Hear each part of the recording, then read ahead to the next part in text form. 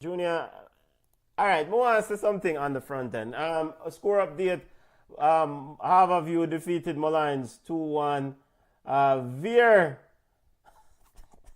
Veer Phoenix United and Humble Lion drew 1-1. A man for Veer pick up what second yellow or red card. How would this? And Cavalier is currently leading Waterhouse 2-0. Junior, more Waterhouse down to pasta and 10, more man. excitement in the Jamaican Premier League. Waterhouse down to 10, man. Big up to the Waterhouse family. They in the football group, uh, football lounge and Facebook. So not football lounge, Jamaica World Football Talk. Big up to Shad and the whole Jamaica World Football Talk family. We just chat beer football in that group. Um, Waterhouse, unfortunately, cause we have a soft side for Waterhouse better, cause them in a group and very active. So Firehouse, fix up the thing, man. Fix up the thing. Fix up the thing.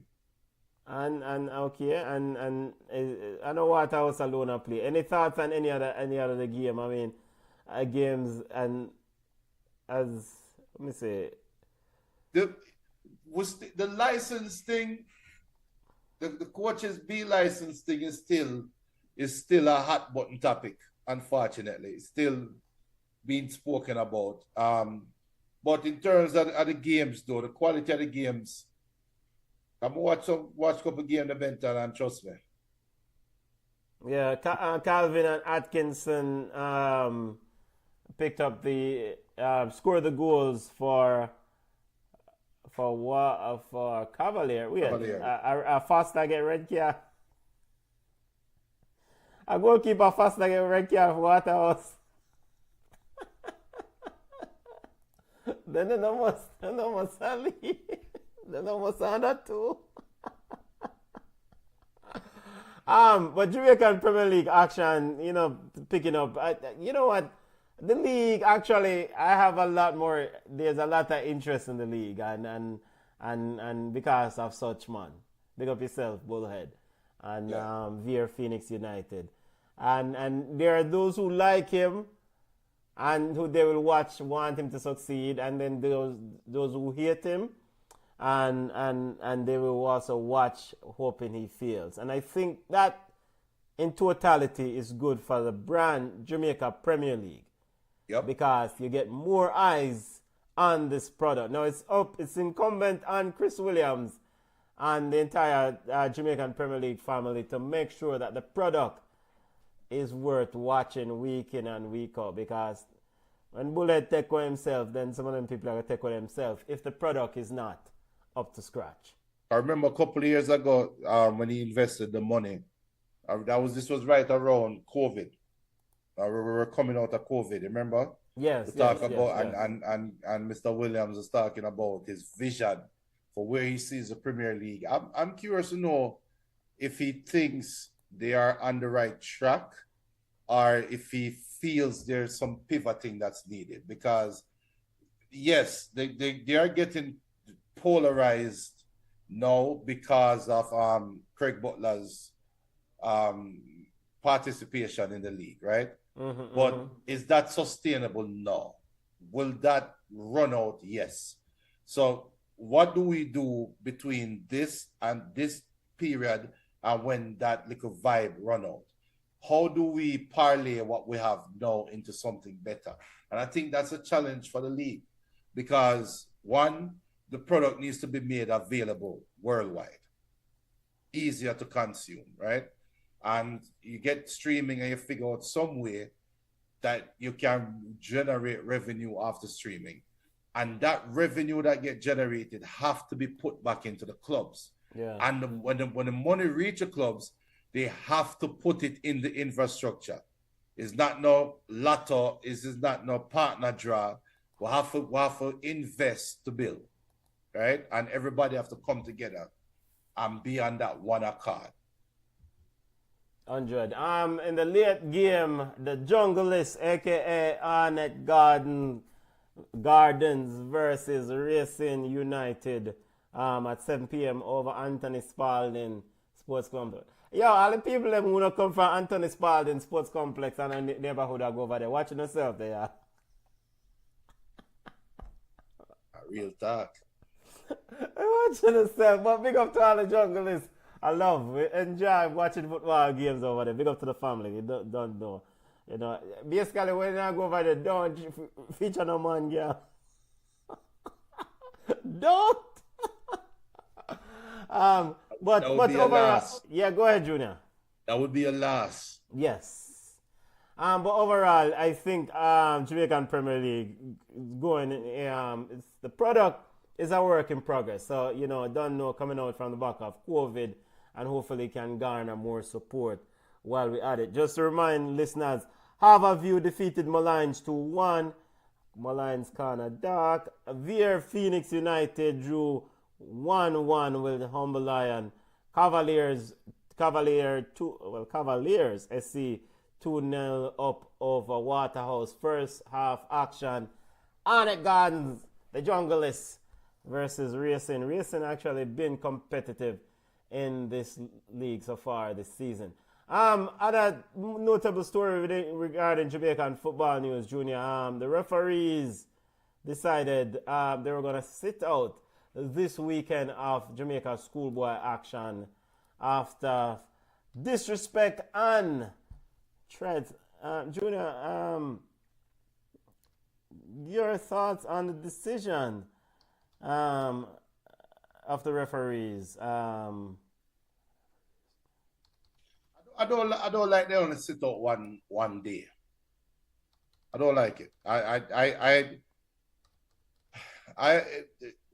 You see, if it was fan interference, where you cannot tie it back to a team, is one thing, right? But when the teams that you are refereeing have discipline issues, a message needs to be sent. A strong message. You taking a day off is pretty much just telling the players them they have a free day. It's a day off. The more needs to be done. If I was a part of the referee association, this might not be a popular opinion. I would say until further notice, we're not refereeing any more games until further notice. And if you have replacement refs, if you have prep school refs, if you have whatever refs were hungry belly and want to run in and come eat the food, and get what you get. But more needs to be done to fix the discipline issue in the sport. And it's a societal thing, unfortunately. And this is an article from Loop. Check it out on Loop, JamaicaLoopNews.com. Issa said they're disappointed that a resolution wasn't made. The referees, they didn't come to a resolution. They wanted a meeting, and I guess they had the meeting. Quote, the concerns raised by the Jamaica Referees Association relate to safety of match officials and the penalties for those who verbally or physically abuse them. Committing to review its operation to ensure a safe environment. This is in the ISA statement. We are disappointed that a consolatory position could not have been arrived. All right, so Junior, playing devil's advocate here.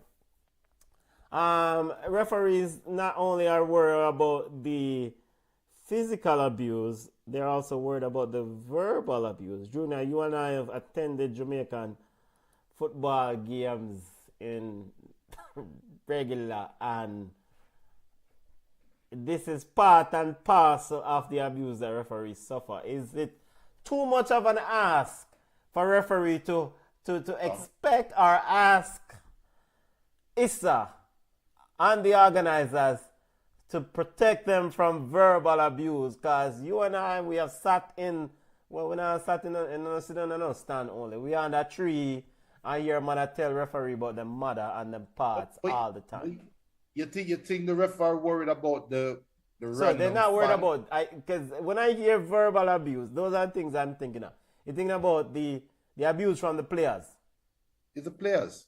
Okay. And I don't look. I think the rhetoric here is there's indiscipline in the game, right? How do you fix the indiscipline? Well, that's what the referees have cards for. They have a yellow card and a red card, a caution and an expulsion, right? Mm-hmm. That is what we use. That's what the referees use to keep everybody in line. Physical abuse to referees don't generally just start right there. It starts verbally, and then it matriculates itself till it gets physical. Very rarely you're going to have an altercation where you never see this coming, or you can't point to what the genesis is. Never. I'm willing to bet that it will never happen on the football field that a man just walk up and box on the ref for no reason. There has to be a reason why, right? So if we enact the rule, kind of like what they do the Premier League, with the English Premier League now, and in other leagues where if a man come talk to the ref and you don't have a referee armband, hold a yellow card. No questions asked, right? The rule was put in place for taking off a shirt. A player take off his shirt, it's understood, it's automatic yellow card. And it took a while for that to be implemented, right? Now them doing the rule about the talking to the back of the referee. I said all that to say, this is what the Referees Association want. If I know the physical abuse starts from a verbal abuse, give me the power to enact some discipline on the verbal abuse. And I have the backing of the governing body. So nobody going to look on it and say this one referee bad mind or this one referee have issues. No, this is a rule that everybody have to follow. So coach, your coaches meeting in the summer, you're here. Here's a rule that you need to tell your players. If you can get carded or sent off the field if you verbally abuse the referee. Tell your players them don't do it. Once that message go down, now the referees can now ref the game and start disciplining the players before it get to physical. Because by then it's too late in some cases. So I think that's what they're asking for. And I mean, I would hope they can come to some sort of amicable way forward, because the ball game can't work without referees, point blank. And can't work without referees, and we have to know sometimes they make bad decisions, sometimes they make questionable calls, but the bottom line, the things that we saw in that game, that schoolboy football game with Dintil Technical High School, and big up to the whole Dintil family. This is not a representation of Dintil, because we don't know so Dintil, good school, good people, large, very, very successful community. So you have some players out there who hot-headed and them need some better management, anger management, and counseling or whatever else they need. And so so Issa subsequently suspended 3 Dintil players. When I call them name or whatever, because underage players, when I call them name, because we don't know say youths sometimes the foolishness. But when I saw that video, I was like, yo, brother, something needs to happen here, because this cannot be that way. They should be banned. They should be banned from playing schoolboy football. Yeah, and so the suspensions handed down by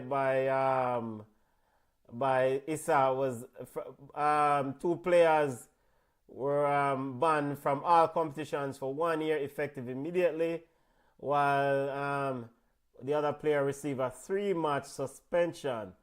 The school was placed on a 3 years probation, facing potential suspension from Issa events if further breaches occur. Now, ultimately, this is not even just a schoolboy football thing, because Issa events means other school athletics, and etc., etc. So, but there need to be a collaboration, as you said, between the referees, a stronger collaboration between the referees, the coaches, and the organizing body. Said, we have to protect the players, protect the referees, because ultimately, I mean, one hand needs to wash the other, so to speak. You can't, they need each other. All right, highlighting Jamaican players playing overseas, Junior, as we wrap up Yawd ballers.